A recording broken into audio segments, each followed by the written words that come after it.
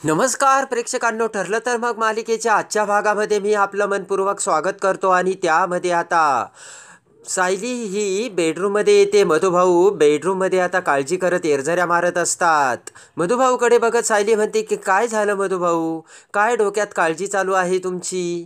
तेव्हा आता मधुभाऊ म्हणतात की अगं सगळीकडे काळजीच काळजी. हे बघ, आश्रमात असताना हजार प्रश्न माझ्या समोर असायचे. याची फी कशी भरायची, त्याचं कसं बघायचं, याचं काय करायचं. पण आता इथे कसले प्रश्नच नाही आहे. अगदी राजासारखा राहतोय मी. तर आता बस झालं सायली हा पाहुणचार, आणि मी आता उद्या निघणार आहे. मधुभाऊचे ते बोलणे ऐकून आता सायलीला वाईट वाटलेलं असतं. आणि आता ते ऐकता सायली विचार करते की मधुभाऊ जर इथून निघून गेले तर माझं कॉन्ट्रॅक्ट खऱ्या अर्थाने संपून जाईल, आणि मग या घरातील सुद्धा माझं अस्तित्व संपेल आणि मला सुद्धा या घरातून जावं लागेल, असा आता सायलीने विचार केलेला असतो. त्यात मधुभाऊ म्हणतात की सायली मग उद्या निघू ना मी. तर सायली म्हणते की नाही मधुभाऊ, उद्या तुम्ही एवढ्या लवकर जायचं नाही. सायली म्हणते की मधुभाऊ इथे तुम्हाला काहीच करावं लागत नाही, त्यामुळे तुम्हाला कंटाळा आलाय ना, तेव्हा आपण तुमच्यासाठी इथे दुसरा काहीतरी विरंगुळा शोधूयात ना. मधुभाऊ म्हणतात की मग त्यासाठी मी इथे कशाला राहायचं, आणि तू असा काय विरंगुळा शोधणार आहे सायली. सायली म्हणते मधुभाऊ, आश्रमात असताना आपण सगळं काम झाल्यानंतर कितीतरी वेळ आपण सापशिडी खेळत बसायचो. मधुभाऊ म्हणतात की हो ग सायली. सायली म्हणते एकदा तर आपण पहाटेच्या 3 वाजेपर्यंत सापशिडी खेळत बसलो होतो. तेव्हा कुसुमताईने एकदा त्या कवड्या लपवल्या आणि मग आपण शांत बसलो. हसतच मधुभाऊ खुश होतात आणि म्हणतात हो ग सायली, बरोबर आहे. तेव्हा आता लगेचच मधुभाऊ म्हणतात की चला मग आपण सापशिडी खेळूयात. तेव्हा सायली म्हणते की चला. मधुभाऊ म्हणतात की त्या निमित्ताने तुमच्या मालाला खोल्या तरी किती आहेत ते तरी मला समजतील. इकडे आता साक्षीने एका मुलाला घरी आणलेले असते आणि साक्षी म्हणते की ऐक ना, किती वेळ झाला, एक लोकेशन साधं फक्त तुला इकडचं तिकडं करायचंय.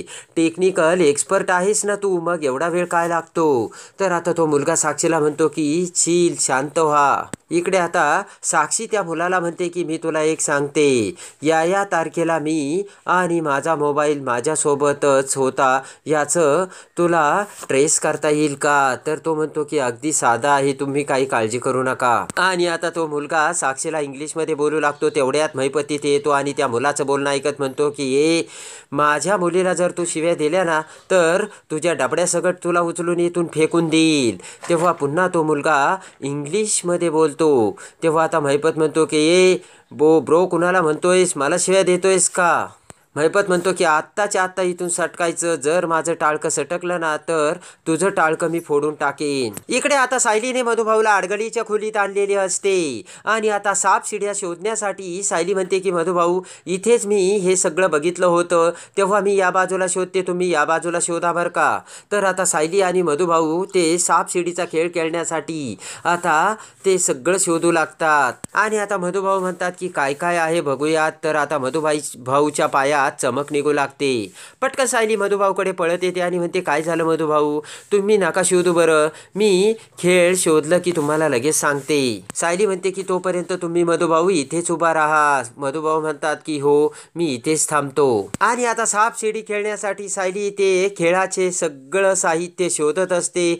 त्याच वेळेस आता मधुभाऊ तिथे उभे असतात. पण त्याच वेळेस आता प्रतिमा आणि लहानपणीच्या तन्वीचा अर्धवट झाकलेला फोटो त्या अडगळीच्या खोलीत तिथेच मधुभाऊ समोर असतो. त्या फोटोवरती आता अर्ध्या फोटोवरती लाल कपडा असतो आणि मधुभाऊ त्या समोर असतात. आणि अखेर सायलीला कपाटातून ते सापशिडी खेळण्यासाठी सगळे आता तो खेळाचे सगळे साहित्य सापडलेले असतात. लुडो देखील सापडलेला असतो. सायली म्हणते की बघा यामध्ये सापशिडी खेळायला आहे आणि इकडे लुडो सुद्धा सापडले, आपल्याला काय खेळायचं ते सांगा मधुभाऊ. आणि आता लगेचच मधुभाऊ म्हणतात की हो हो चल चल. आणि त्याच वेळेस आता त्या फोटोवरचा अर्धा लाल कपडा बाजूला होतो आणि आता तो फोटो म्हणजे दुसरा तिसरा कोणी नसून लहानपणीच्या अर्जुन आणि तन्वीचा आता पूर्णाईसोबत तो फोटो असतो. आणि मधुभाऊ न बघताच आता तो बाहेर जातात आणि तो फोटो आता फडका बाजूला होऊन, त्या फोटोवरील कपडा बाजूला होऊन आता तो फोटो उघडा पडलेला असतो. इकडे आता साक्षी ही महिपतला समजावू लागते आणि म्हणते की अण्णा अहो तो माणूस आपल्यासाठी खूप महत्त्वाचा आहे, त्याला तुम्ही काय बोलता? अहो खुनाच्या रात्री मी रिसॉर्टमधून बाहेर पडले होते, पण माझा मोबाईल रिसॉर्टमध्येच राहिला होता हे तो सिद्ध करणार आहे आणि माझ्या मोबाईलचं त्या रिसॉर्टमधील लोकेशन त्याला दाखवता येईल. तेव्हा आता साक्षी म्हणते की असं जर झालं ना मग आपल्याला अर्जुन सुभेदाराला काहीच करता येणार नाही अण्णा. तेव्हा आता महिपत म्हणतो की तुझी आई जर जिवंत असती ना तर मी तिला सिद्ध करायला लावलं असतं, तू माझीच लेक आहे. साक्षी म्हणते अण्णा तुम्ही असं का बोलता? तेव्हा आता महिपत म्हणतो की जरा टाळकं वापर ना साक्षी. अगं तू रिसॉर्टमधून बाहेर पडली ना तेव्हा त्याचं CCTV फुटेज आहे हे विसरली का तू?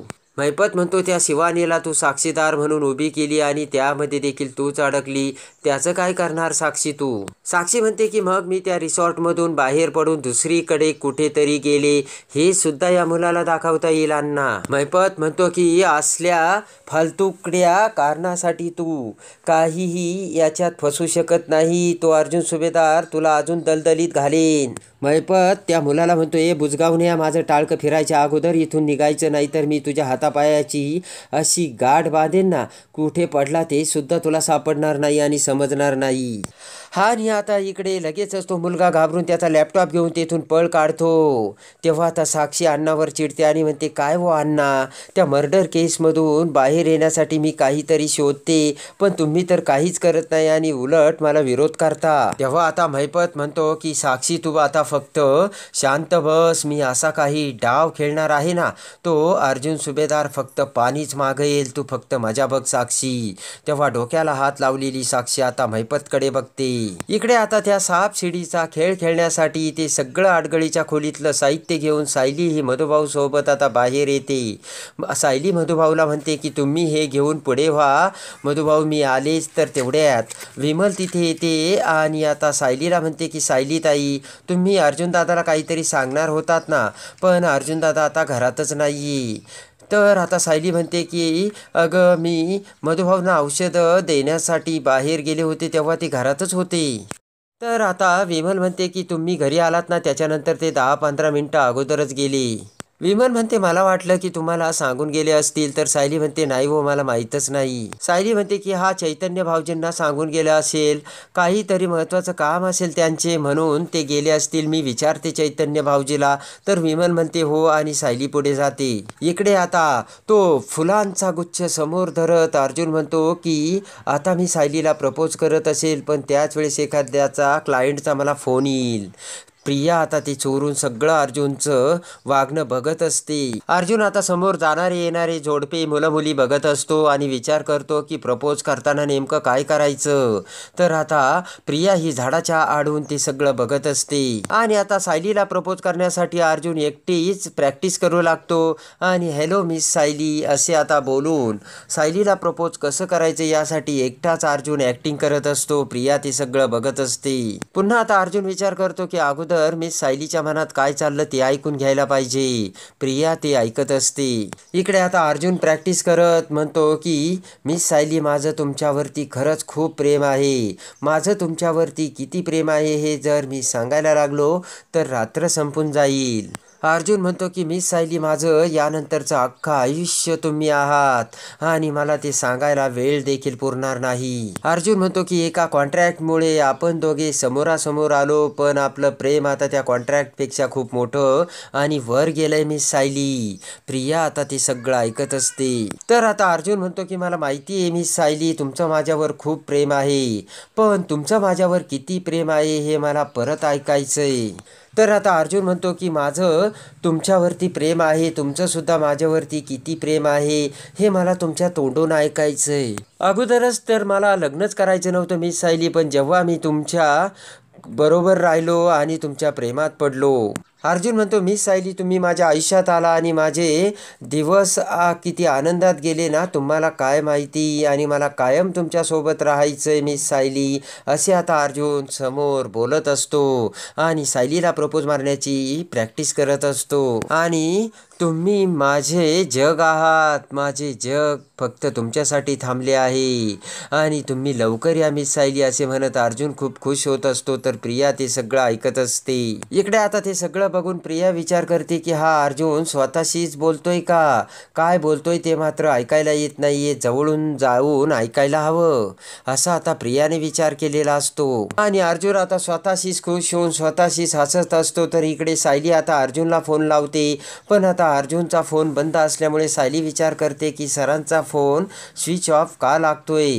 कारण आता सायलीला प्रपोज करण्याच्या वेळेस एखाद्या क्लायंटने आपल्याला फोन करून डिस्टर्ब करू नये यासाठी अर्जुनने त्याचा फोन बंद करून ठेवलेला असतो. इकडे आता प्रिया ही अर्जुनच्या अगदी जवळ झाडाच्या आडबाजूला आलेली असते आणि अर्जुनकडचे फुलं बघत प्रिया विचार करते की ही फुले काय अर्जुनने सायलीसाठी घेतली होती का, ती सायली तर इथे येणार सुद्धा नाहीये असा प्रिया विचार करत आता इकडे अर्जुन सायली येण्याची वाट बघत असतो. आणि आता अर्जुनने ती फुले बाकावर ठेवलेली असते. हळूच प्रिया अर्जुनच्या पाठीमागून ती फुले घेऊन पुन्हा झाडाच्या आडबाजूला लपते. हेच अर्जुन सायलीच्या आठवणीत हारून गेलेला असतो. आता सायली आल्याचा अर्जुनला भास होतो.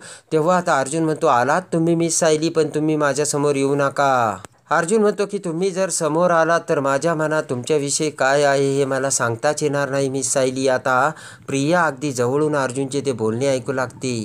तर आता अर्जुन म्हणतो, मिस सायली मी तुम्हाला कसं सांगू, ॲक्च्युअल मी हीच वेळ येण्याची वाट बघत होतो. अर्जुन म्हणतो की माझ्या मनातलं मला तुम्हाला सांगायचंय आणि तुमच्या मनाची हुरहुर मला दिसते मिस सायली.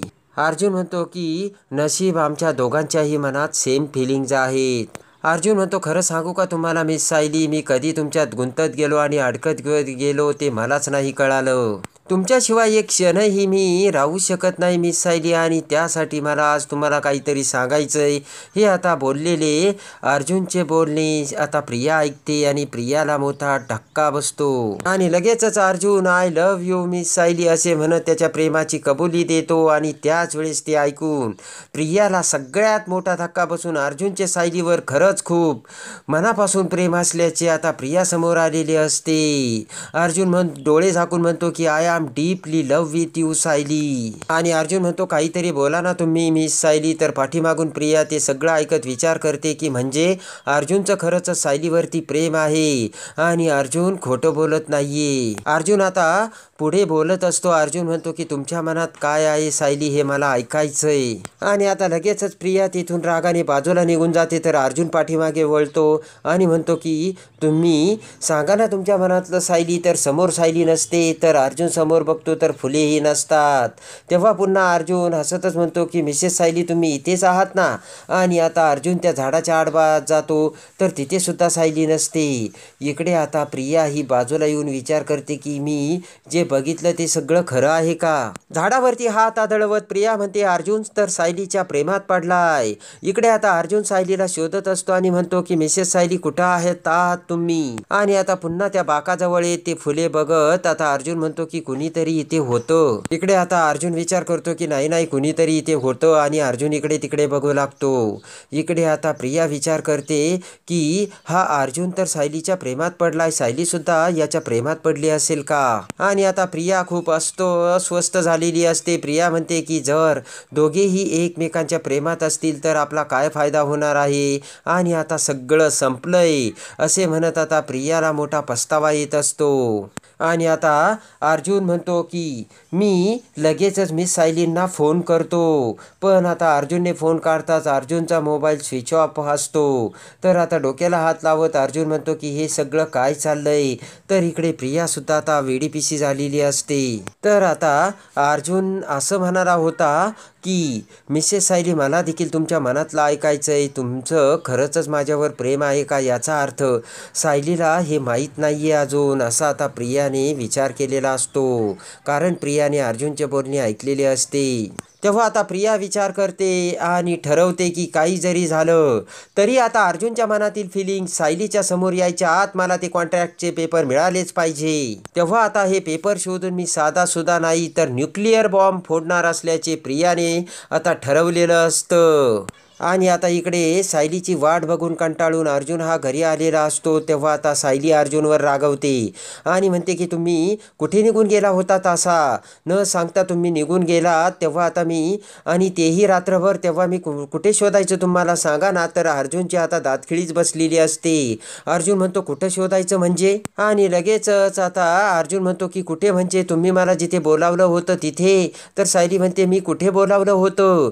तेव्हा आता प्रेमाने सायलीचा हात आपल्या हातात घेत अर्जुन आता सायलीला कॉटवर बसवतो आणि म्हणतो की तुमचा वकील नवरा वकील आहे, तेव्हा मी पुराव्याशिवाय कधीच काही बोलत नाही, असं सायलीकडे बघत अर्जुनने विचार केलेला असतो. आणि आता लगेचच अर्जुन त्याच्या मोबाईलमधला मेसेज सायलीला दाखवतो. तेव्हा सायली तो मेसेज वाचते आणि मला तुमच्या मनातलं सांगायचं, तेव्हा प्लीज तुम्ही मी सांगितलेल्या ठिकाणी 7 वाजता या. हा मेसेज वाचता सायलीला मोठा धक्का बसतो. तर आता लगेचच सायली म्हणते की मुळात मी हा सर तुम्हाला मेसेजच केलेला नाहीये. ते ऐकून आता अर्जुनला देखील मोठा धक्का बसलेला असतो. आणि मग सायलीने जर आपल्याला हा मेसेज पाठवला नाही तर मग हा मेसेज कुणी पाठवला असा अर्जुन विचार करू लागतो. तर आता प्रियाने मेसेज पाठवल्याचे सत्य अर्जुनला कसे समजते आणि हे सगळं प्रियाने घडवल्याचे कळताच आपण आता तिथे सायलीच्या प्रेमाची कबुली तर दिली. तेव्हा नक्कीच तिथे कोणीतरी होतं, म्हणजे ते दुसरं तिसरं कोणी नसून प्रिया असल्याचे अर्जुन समोर येऊन आपलं सायलीवरती प्रेम आहे हे प्रियाला समजल्याचे आता अर्जुनच्या लक्षात आलेले असते. तर आता सायलीच्या प्रेमाची कबुली देत अर्जुन आता प्रियाला कसं फाट्यावर मारतो हे बघण्यासाठी आणि ठरलं तर मग मालिकेच्या डेली अपडेटसाठी बेल नोटिफिकेशनवर क्लिक करून आपल्या चॅनलला लाईक करा, सबस्क्राईब करा.